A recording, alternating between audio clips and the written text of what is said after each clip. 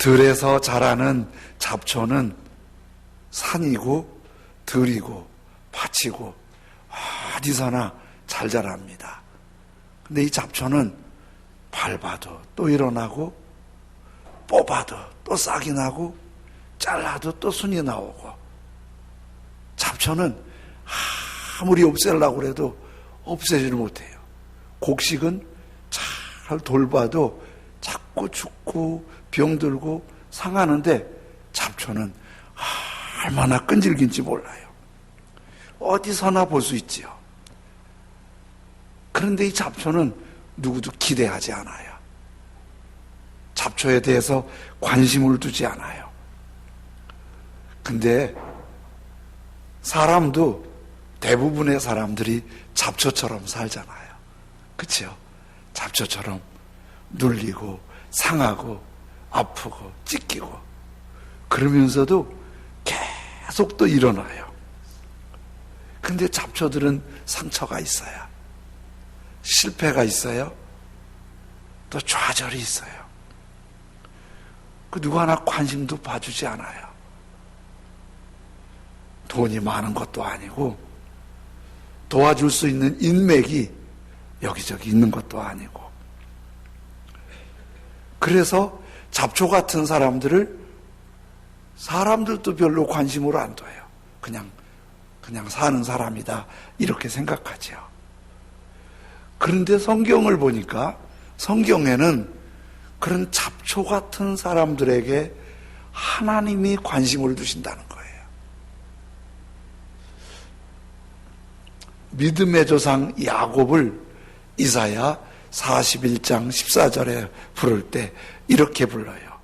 버러지 같은 너 야곱아, 너희 이스라엘 사람들아, 두려워하지 말라. 버러지 같은 야곱아. 이 버러지를 예전 개역성경에선 지렁이 같은 또 야곱아, 벌레, 지렁이, 잡초 같은 야곱. 그리고 이스라엘도 너 이스라엘 사람들아 두려워하지 말라. 이렇게 믿음의 조상 야곱도 잡초 같은 인생인데 하나님이 관심을 갖고 믿음의 조상을 삼으신 거예요. 알고 보면 우리 예수님도 만왕의 왕이신데 왕궁에서 백향목처럼 아주 장미꽃처럼 맛있게 찾아오신 게 아니라 잡초로 오셨어요. 아무도 보지 않는 베들레헴에서, 아무도 관심 없는 갈릴리에서 성장하셨고, 제자들을 선택할 때도 예수님은 잡초 같은 사람들을 택했어요. 갈릴리의 어부들은 아주 천민 중에 천민이거든요. 거칠고. 그 사람들을 제자로 부르셨어요. 그 사람들을. 당시 세리는 사람 취급도 못 받아요. 죄인보다 더 추잡한 인간이라고 생각하는 게 세리예요. 그런 세리 잡초들을 예수님이 제자로 불러서 그들로 하나님의 나라 일을 하게 하시죠. 그런데요, 잡초 같은 사람들을 하나님이 다 불러서 쓰시는 건 아니에요. 잡초 같은 사람들 중에서도 그렇게 아주 생명력 있고 끈질긴데 그 중에 하나님이 쓰시는 사람들이 있어요. 하나님이 관심을 갖는 사람들. 어떤 사람이냐면요, 하나님 보이지 않지만 하나님의 생각, 하나님의 관심, 하나님의 비전에 어느 날 딱 전기가 부딪히면 불이 붙듯이 생기는 거예요. 주님의 사랑이 꽉 와닿고, 주님의 마음이 뜨겁고, 주님의 비전이 막 불타는 사람들, 주님과 같은 방향, 같은 생각을 하는 사람들을 주님이 그들을 쓰셔서 주님의 역사를 이루게 하세요. 어떤 남편이 집에서 파리채를 들고 파리를 잡으면서 탁탁 치면서 다니는 거예요. 그래서 남편이 물어봤대요. 파리 좀 잡았어요? 그랬더니 남편이 수컷 3마리 잡고 암컷 2마리 잡았어? 그러더래요. 그래서 부인이 궁금해서 파리 보면 수컷 암컷이 보여요? 그랬더니 남편이 그러더래요. 3마리는 맥주 캔 옆에서 잡았고 2마리는 전화기 옆에서 잡았는데 내가 맥주를 좋아하니까 맥주 캔 옆에 있는 건 수컷이고 당신이 전화기 좋아하니까 전화기 옆에서 잡은 건 암컷이라고. 그 남편은 자기 관심이 쏘이는 곳에 그냥 모인다고 생각을 해요. 관심은 자기 비전이 되고 꿈이 되기도 하고, 관심은 직업이 되기도 하고, 관심은 친구를 만들어주기도 해요. 이렇게 예수님과 같은 관심이 모아질 때 주님이 잡초 같은 사람을 들어서 세상을 움직이는 굉장한 큰 역사를 이루시는 거예요. 그래서 고린도전서에 보면 같은 말, 같은 뜻, 같은 마음을 가진 사람이 주님의 제자라는 거예요. 그래서 교회는 같은 말, 같은 뜻, 같은 마음인데 같은 말은 뭐냐면 예수님과 사상이 같아야 돼요. 사상이 말로 나오잖아요. 사상이 예수님과 사상, 말이 같아야 돼요. 같은 뜻은 꿈이에요. 목표. 예수님과 바라보는 꿈, 비전이 같아야 돼요. 같은 마음은 느낌이 같아야 돼요. 예수님이 우는 곳에 같이 울 수 있고, 예수님이 기뻐하는 곳에 같이 기뻐할 수 있고, 이게 같은 마음이에요. 다 같이 똑같은 거 보고 슬픈 거 아니에요. 어떤 사람은 그거 보고 막 슬퍼하는데 어떤 사람은 희죽희죽 웃는 사람도 있어요. 감정이 똑같은 게 아니에요. 감정에 따라 그 보는 그 시야가 함께 기뻐하고서 예수님과 같은 마음을 가져야 되는 거예요. 요런 사람이 예수님과 사상이 같고 목표가 같고 느낌이 같아서 예수님과 같은 쪽을 바라보며 같이 가고 같이 울 수 있는 그런 사람이 잡초 같지만 주님의 손에 하나님의 거룩한 일에 사역할 수 있는 은혜를 주시는 거지요. 예수님께서 십자가에 우리의 죄를 담당하시고 골고다에서 죽으세요. 죽으신 지 3일 만에 성경대로 다시 살아나시고, 살아나신 예수님이 제자들을 일일이 찾아다니면서 살아나신 걸 가르쳐 주시고 보여주시고 말씀을 해주세요.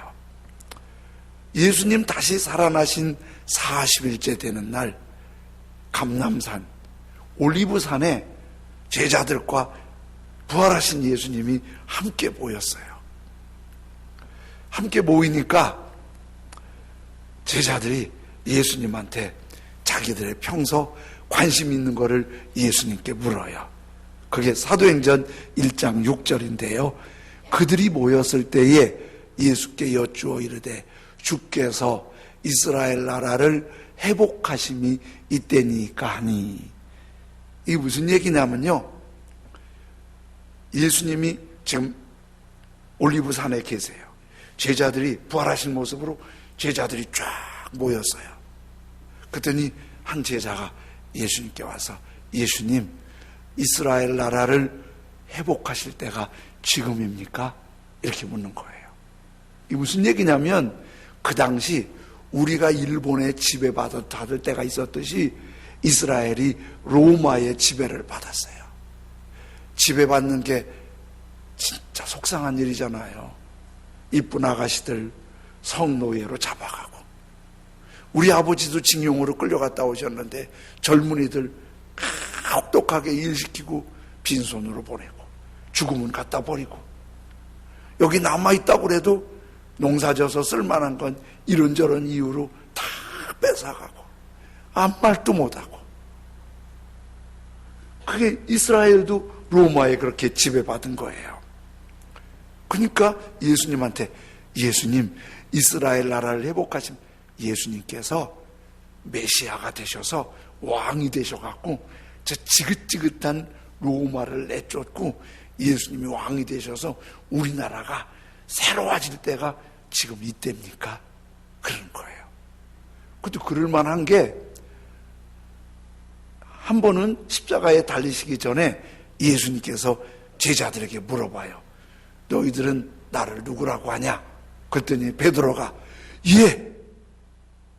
예수님은 우리의 그리스도 메시아이시고 살아계신 하나님의 아들이십니다. 메시아가 뭐예요? 우리를 구원하는 구세주란 말이에요. 예수님이 구세주입니다. 그랬더니 예수님께서 베드로 보고, 백기 그거 아니야, 그런 말 하지 마, 이러지 않고 베드로 보고 칭찬했어요. 너 그거 어떻게 알았니? 너 그거 아버지가 알려준 게 아니라 하나님이 알려준 거다. 그러면서 그 믿음 보고 천국 열쇠 준다고 칭찬하셨어요. 그러니까 예수님이 이스라엘을 구원하는 구세주라고 믿고 있었는데, 그분이 십자가에 죽으신 거예요. 그 제자들이 실망하고 다시 어부로 고기 잡으러 갔잖아요. 근데 그 예수님이 살아나셨어요. 조금 보이다 말 줄 알았는데 40일 동안 같이 계셨어요. 쫙 모였으니까, 와, 이분이 메시아 그리스도 우리 구세주다. 그리고 주님, 지금이 회복할 때죠. 예수님이 정치를 회복하고 경제를 회복하면 제자들은 한자리 하게 되고, 지금 제자들은 속에서 부푼 거예요. 제자들의 관심이 뭐예요? 이스라엘 나라 회복인 거예요. 어떻게? 다윗 왕 때처럼 예수님이 이스라엘을 최고의 국가로 만든다는 거예요. 그런데 이렇게 정치적이고 경제적인 관심이 많은 제자들의 질문에 예수님 7절에는 이렇게 대답하세요. 이르시되 때와 시기는, 그런 정치와 경제가 회복되는 시기는 하나님 아버지께서 아버지 권한에 두셨으니 너희가 알 바 아니요. 너희가 너무 언제쯤 회복되지? 언제쯤?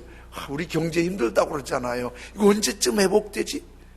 정치가 좀 언제쯤 이거 안정이 되지? 우리 이거 제자들하고 우리하고 비슷하네. 그렇죠? 이거 언제쯤 회복되지? 그랬더니 너무 그런 데 신경 쓰지 마.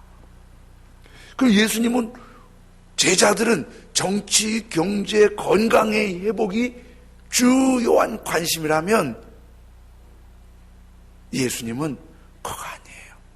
그럼 뭐죠? 우리 1장 3절에 올라가면 예수님의 관심을 말씀하세요. 그가, 예수님께서 고난받으신 후에 또한 그들에게 확실한 많은 증거로 친히 죽은 자 가운데서 살아계심을 나타내사 40일 동안 그들에게 보이시며, 빨간 글씨 똑같이 시작. 예수님이 지금 정치 경제가 아니라 하나님 나라의 일을 계속 말씀하셨는데, 제자들인데도 예수님과 관심이 다르네. 제자들은 정치, 경제, 건강, 막 출세 이건데, 예수님은 하나님 나라의 일을 말씀하시면서 1장 4절에는 이렇게 말씀하세요. 사도와 함께 모이사 그들에게 분부하여 이르시되 예루살렘을 떠나지 말고 예수님에게 들은 바 하나님 아버지께서 약속하신 것을 기다리라. 그럼 하나님 아버지께서 약속하신 게 뭐냐면 1장 8절 오늘 본문에 이렇게 말씀하세요. 오직 성령이 너희에게 임하시면 너희가 권능을 받고 예루살렘과 온 유대와 사마리아와 땅끝까지 이르러 내 증인이 되리라 하시니라. 하나님의 일이 뭐냐면 성령을 받고, 아버지의 약속하신 성령을 받고 권능을 받아서 예루살렘, 유대, 사마리아 땅끝까지 예수님을 전하는 게 예수님의 관심이에요. 여러분, 우리나라 정치가 좀 안정돼야겠죠. 뉴스 보면 답답하잖아요. 그죠? 우리나라 경제도 좀 좋아지면 좋겠죠. 그렇죠? 경제도 좀 좋아져. 이것도 우리 기도하잖아요. 경제가 힘들면 삶이 너무 팍팍하잖아요. 또 몸도 좀 건강했으면 좋겠죠. 그렇죠? 저도 첫날은 수술하고는 첫날은 좀 힘들더라고요. 더 큰 수술하고 힘든 분들한테는 이런 말 하면 좀 미안하지만 그래도 저도 아팠어요.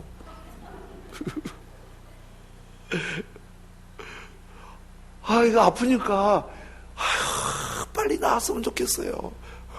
아무것도 생각 안 나고 이거 좀 빨리 나았으면 좋겠어요. 그런데 둘째 날부터는 회복이 빨리 되더라고요. 뭐 이렇게 쨍 것만 아니라 그 뒤에 뭘 안을 좀 건드려 놨나 봐요.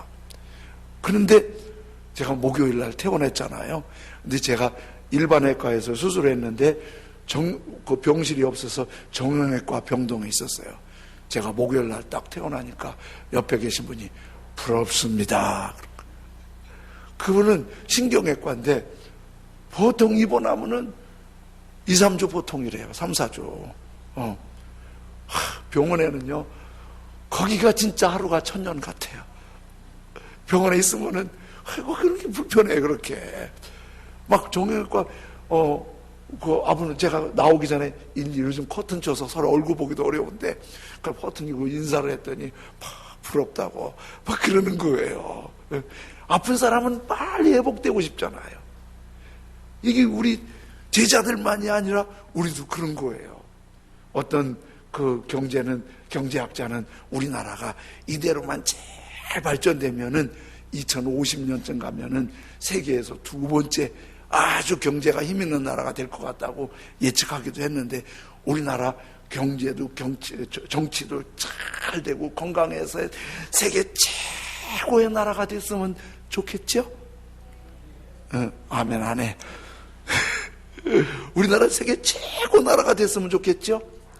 근데 이게요, 국가주의, 민족주의거든요. 이게 사실은 굉장히 위험한 거예요. 이게 악마보다 더 무서운 생각일 수가 있어요.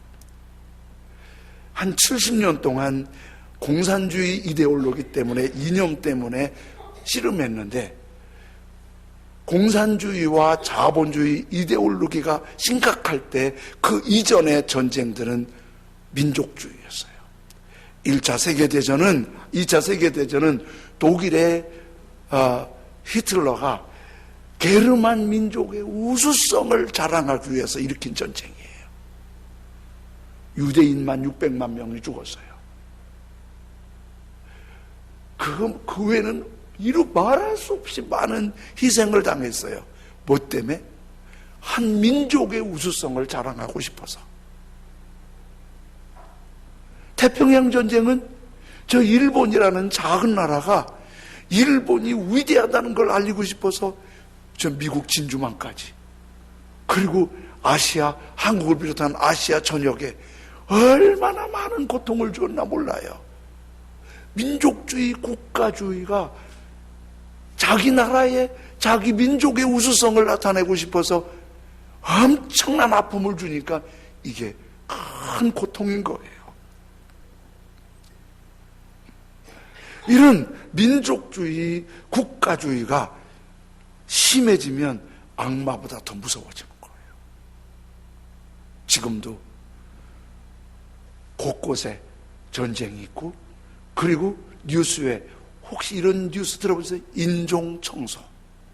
중동 지방에는 쿠르드족 한 민족이 4천만에서 5천만 정도 된다고 추산하는데 나라가 없어요.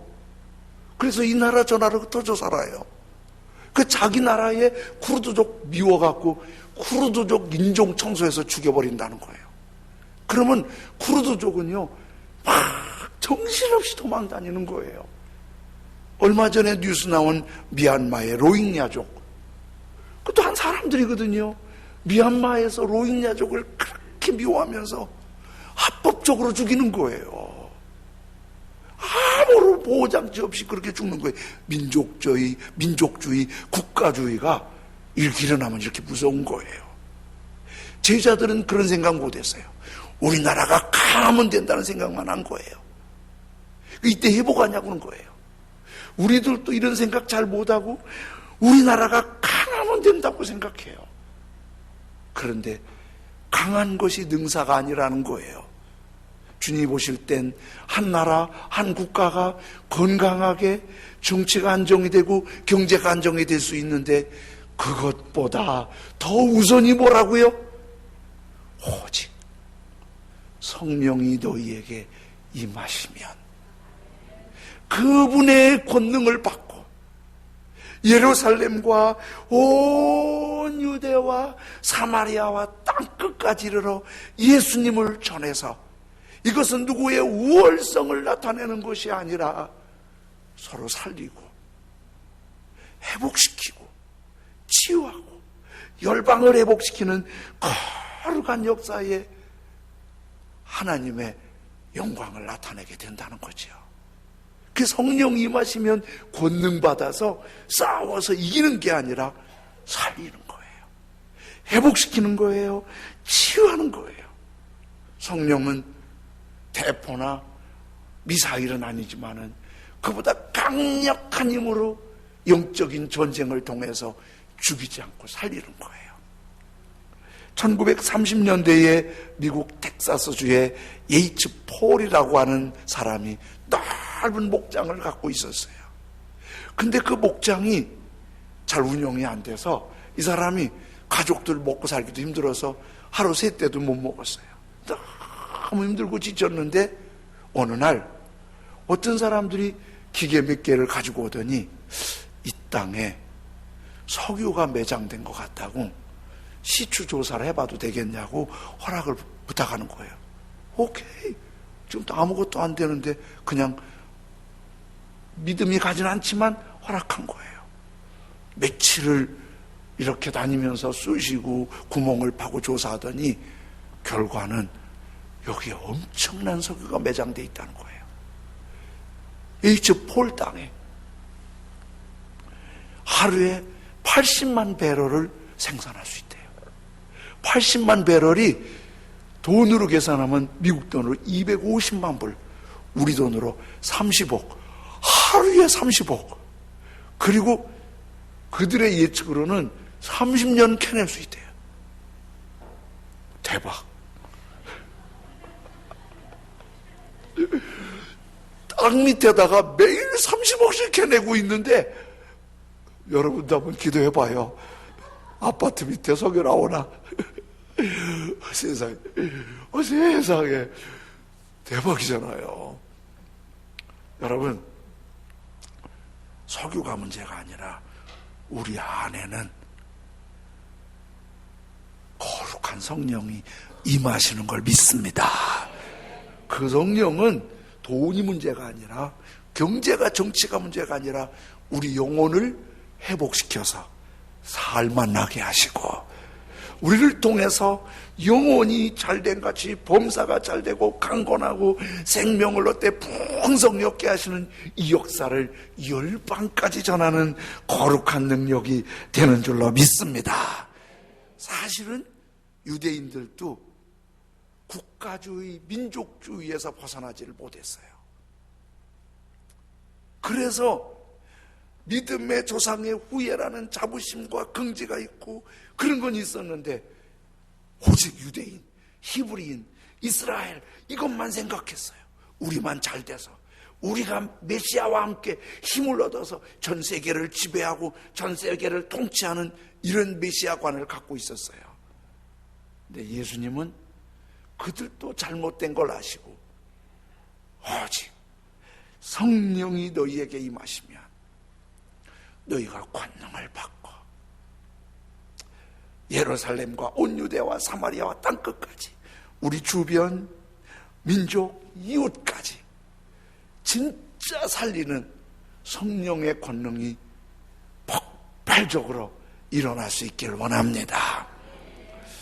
6.25 전쟁 때 메가더 장군 기억하시죠? 이 메가더 장군이 인천 상륙작전을 성공적으로 해서 그래서 남쪽에 그래도 믿음이 있고 하나님의 은혜가 있고 또 이렇게 많은 은총을 누리잖아요. 이 메가더 장군은요 그냥 전쟁의 열정적인 군인으로 생각하는데 사실은 군인이지만 그 안에 성령이 있고 예수 그리스도 복음의 열정이 굉장히 불타는 분이었어요. 1945년도 일본의 항복을 받아낸 분이 메가더 장군이잖아요. 근데 이분이 1947년도 전쟁 승전 이후에 미국에서 선교사들이 일본에 들어왔어요.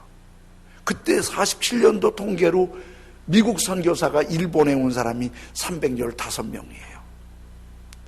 메가더 장군이 미국 기독교에 강력하게 요청해요. 지금이 황금기다. 일본을 복음할 수 있는 황금기다. 그러니 선교사를 보내주십시오. 3, 4년 후 1950년대 일본의 미국 선교사가 2,500명. 그건 10배 이상 늘어나요. 메가더 장군이 록펠러 재단에 간곡히 부탁해서 일본에 기독교 대학을 세워요. 자기가 막 돌아다니면서 모금을 해갖고 메가더 장군이 일본에 뿌린 성경책만 한 1,000만 권, 일본어 성경이 1,000만 권 정도 된다고 보는 거예요. 군인이지만 복음의 열정이 이것이 주님의 마음이라는 걸 아니까 그분이 그렇게 열정을 쏟은 것만큼 일본이 복음하는 그렇게 진척이 되진 않았지만은 그 열정은 대단한 거예요. 1950년도에 인천 상륙작전을 감행하는 특명을 받은 메가더 장군이 특명을 받고 하나님께 이렇게 기도하지요. 하나님, 또 하나의 전쟁을 원하지는 않습니다. 장군이 전쟁을 즐기는 사람이 아니었어요.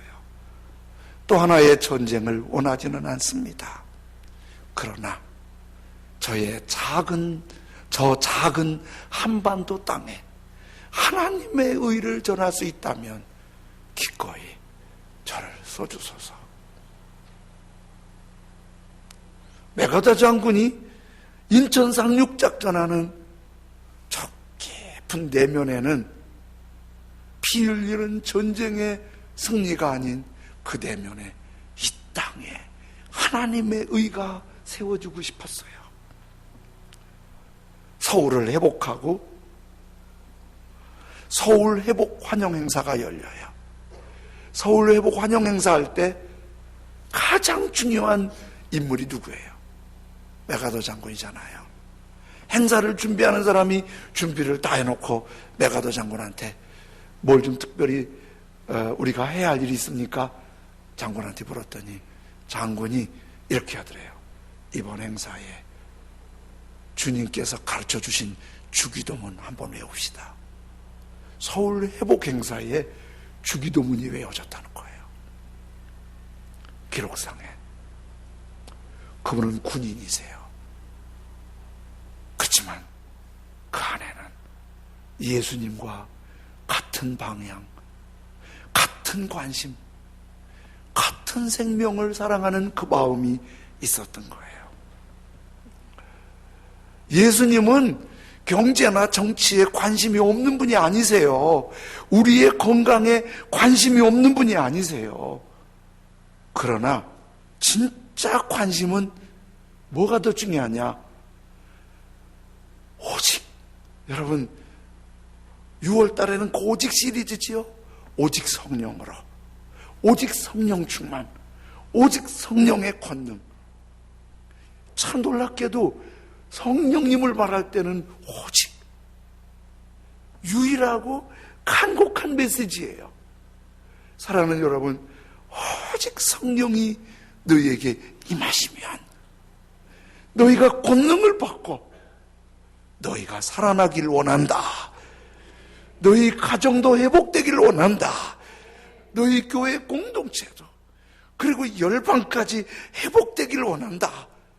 여러분, 그런 성령의 권능으로 회복이 있을 때 이게 너무 귀한 거예요.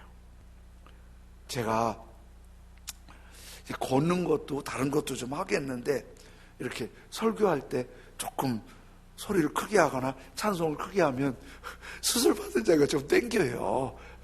좀 땡겨요. 그래서 소리를 크게 잘 못 지르고, 이게 설교하는 것도 쉬운 일이 아니에요. 알아주세요. 그래요. 땡겨요. 그래서 제가 주일까지는 금요일 날은 제가 용기가 안 나더라고요.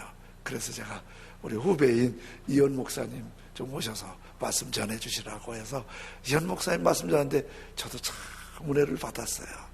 제가 제 후배지만 참 잘 몰랐어요. 사례를 받기 시작하기 1년 반밖에 안 된대요. 그동안 사례를 30년 목회했는데 거의 사례를 없이 산 거예요. 하나님이 주시면 살고 안 주시면 그냥 굶고 그러면서 한 거예요. 자, 옆에서 보면 그렇게 기도 많이 해요. 그 목사님, 사모님 둘 다. 복음의 열정도 얼마나 뜨겁고 항상 성령 충만하고 전도하고 막 그렇게 밝게 하니까 그분이 또 분위기 메이커예요. 그분이 어디 들어가면은 얼마나 분위기도 잘 살리나 몰라요. 성지순례 한번 갔는데 이분이 제가 한번 특송하겠다고 하더니 특송이 왜요?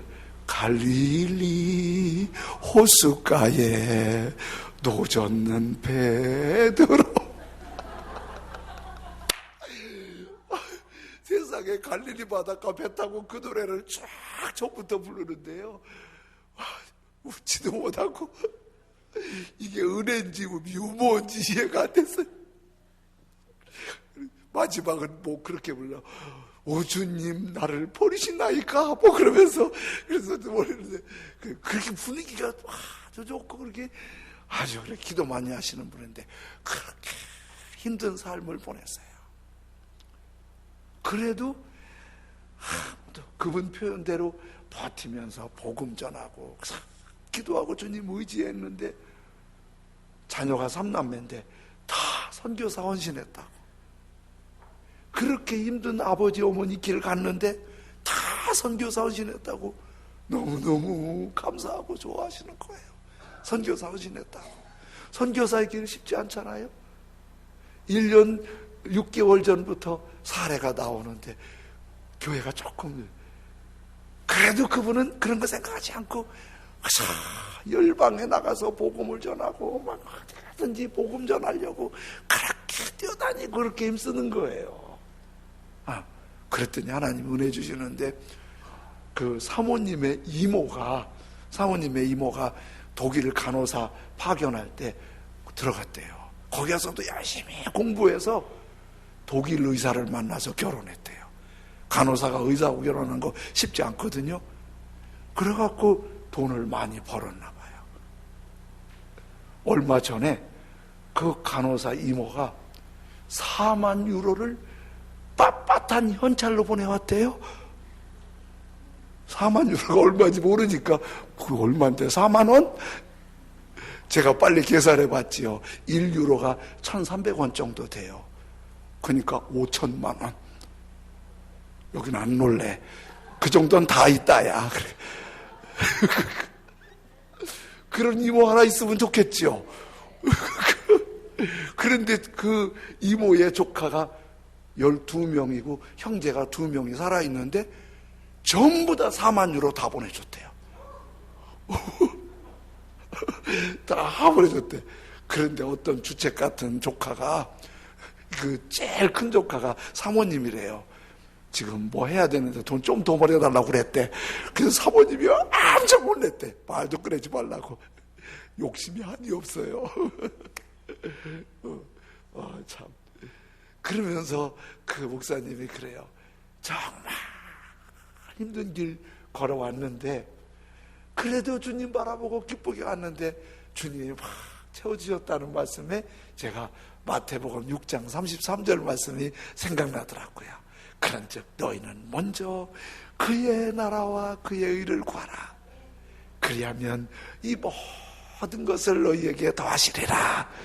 그의 나라와 그의 의가 뭐예요?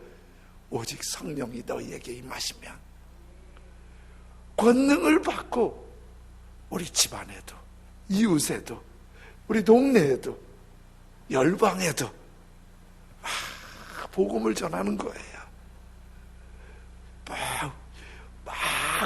이 목사님도 어려워도 다른 거 다 쪼들려서 선교하는 거예요.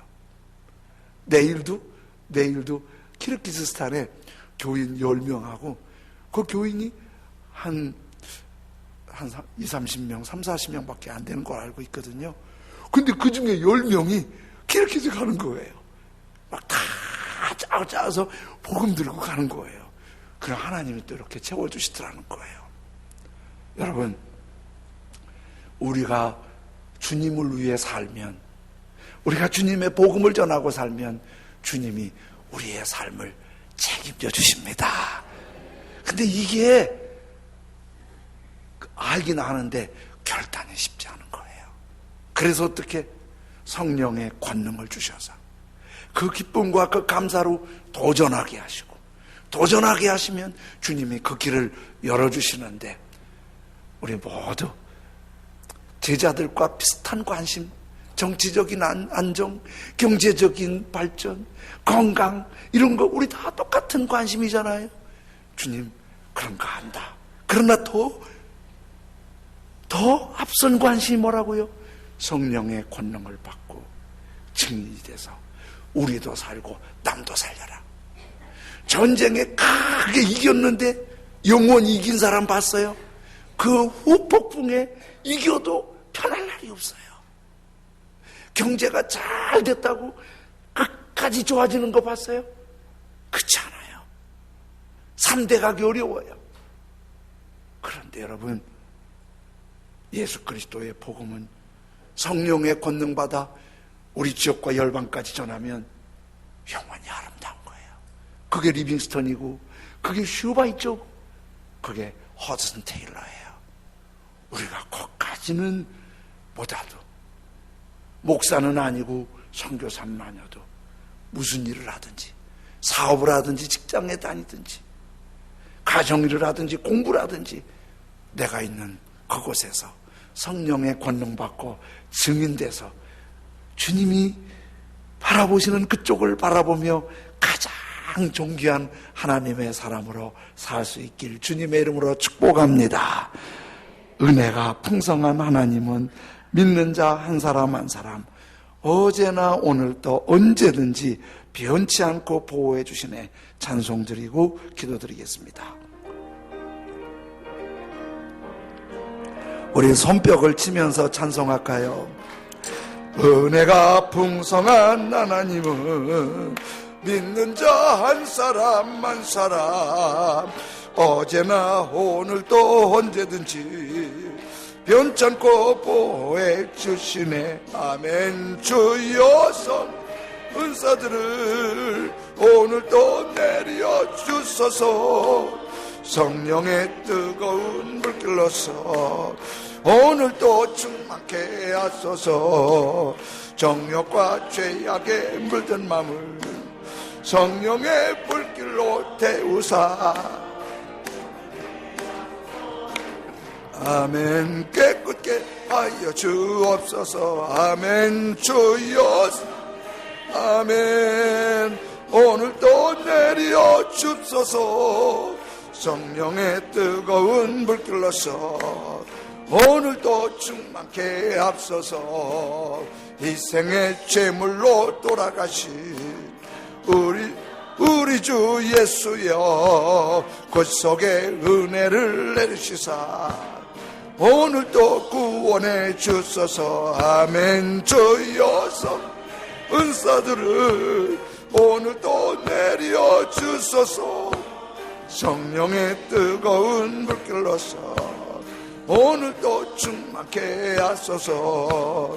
주님의 기쁘신 은혜만을 세상에 널리 전하리라. 하늘의 능력과 권세로서 오늘도 입혀주옵소서. 아멘. 주여. 아멘. 내려 주소서. 성령의 뜨거운 불길로서 오늘도 충만케 하소서. 주님의 기쁘신 은혜만을 세상에 널리 전하. 하늘의 능력과 하늘의 능력과 권세로서 오늘도 입혀주. 가슴에 손을 얹고 주님의 기쁘신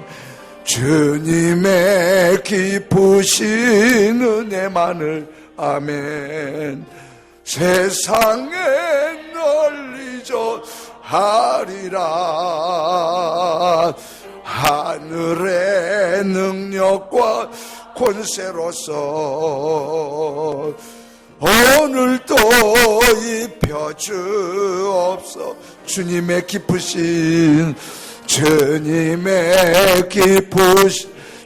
오늘 오직 성령의 권능을 부어주시고 땅끝까지 증인이 되고 가정 영광스럽고 존귀한 하나님의 사람으로 살게 하십시오. 주님과 같은 곳을 바라보며 같이 생각하며 주님의 역사를 이룰 수 있도록 성령님 기름 부어 주옵소서. 한 목소리로 기도합니다. 할렐루야. 하나님 아버지 감사합니다. 성령으로 인도하여 주옵소서. 아버지 하나님, 오직 성령이 너희에게 임하시면 너희가 권능을 받고 예루살렘과 온 유대와 사마리아와 땅끝까지 이르러 내 증인이 되리라. 주여, 오직 성령으로 기름을 부어주시옵소서. 주여, 오직 성령으로 기름을 부어주시옵소서. 주여, 성령으로 기름을 부어주시옵소서. 주여, 성령으로 기름을 부어주시옵소서. 주여, 성령으로 기름을 부어주시옵소서. 아버지 하나님, 증인이 돼서 나도 회복되고 진영적으로 회복되고 가정도 회복되고 우리나라도 지역도 회복되고 열방까지 회복되게 하시옵소서. 오직 성령의 능력을 기름 부어주시옵소서. 오직 성령의 능력을 기름 부어주시옵소서. 오직 성령의 능력을 기름 부어주시옵소서. 오직 성령의 능력을 기름 부어주시옵소서. 주여, 역사하시고 인도하시기를 원합니다. 예수님의 이름으로 기도드립니다. 아멘. 하나님 아버지 감사합니다.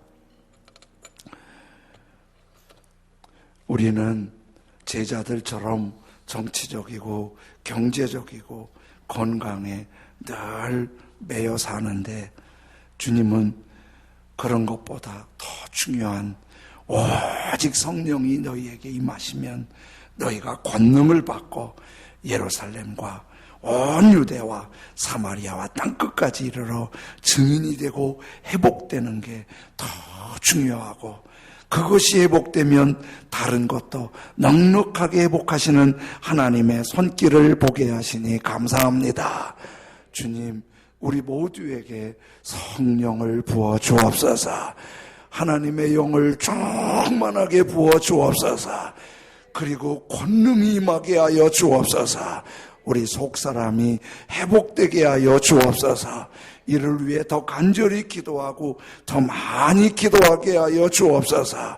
그래서 증인이 돼서 나도 존귀한 하나님의 사람으로 살고 가정도 회복되고 교회와 지역도 회복되고 열방도 회복되는 성령의 사람들로 살게 하여 주옵소서. 감사함으로 헌금 드릴 때 주님께만 기쁨이 되기를 원합니다. 예수님의 이름으로 기도드립니다. 아멘.